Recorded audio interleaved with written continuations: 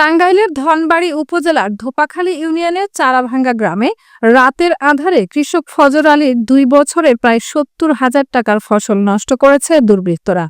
কৃষক ফজর আলী 2 চোখের পানি ছেড়ে দিয়ে বলেন, আমি শফিকুল ইসলাম ওরফে শফি মাস্টারের কাছ থেকে বিগত 3 বছর পূর্বে 1,10,000 টাকা দিয়ে মেদি ভোগরেহান জমি নিয়ে চাষাবাদ করে আসছি।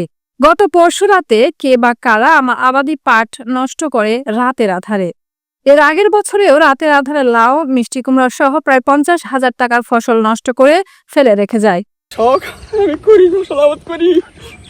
আমার একবার 150 বিলাতি গাছ এই ক্ষেত্রে তিলা বানাইছিল। আমি বড় বাগান বাঁধতে থিয়া আমি মিষ্টি লাউ বাগান করছিলাম।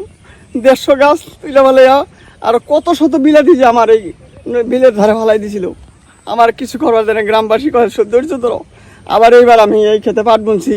আমার এই পাট গুনা দিয়ে এই সর্বনাশ করছে। এক রাতে এই পাট গুনা তুলছে, খালি বলতেছে গ্রামের মেশে আমি বিচার করুম। শুক্রবার দিন রাত্রের ঘটনা, এখন পর্যন্ত আমি কোনো বিচার পাচ্ছি না। আমার দাবি, আমার ফসলের ক্ষতি করে বারবার, সুস্থ বিচার চাই আমি। সকালে এসে দেখা যায় এখানে পাট এরকম মানে তুলে ফালাই দিছি, ক্ষেত দিয়ে ফালাই থুয়ে দিছি। এর আগে কুমড়া বলছাল, কুমড়া 150 মিষ্টি লাউ, এর আগে মিষ্টি লাউ বলছাল 150 মতো গাছ ছিল।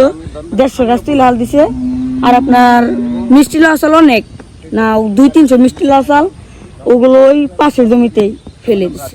এ ব্যাপারে স্থানীয় বেশ কয়েকজন এ নেককারজনক ঘটনা বিচারের দাবি জানিয়েছেন।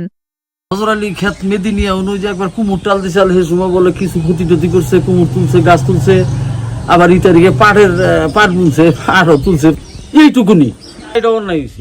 এটা একটা ধরন্ত একটা ফসল ক্ষতি করছে, তাহলে এটা অন্যায় না? এটা তো অন্যায়। তাদের দৃষ্টান্তমূলক শাস্তি হওয়া দরকার। ফসল নষ্ট করে থাকে, এটা আসলে বেআইনি কাজ করছে, এটা বিচারের দরকার আসলে। ফসল যাতে আর মাসের ক্ষতি করা হয় এই কারণে ব্যবসা করা হবে।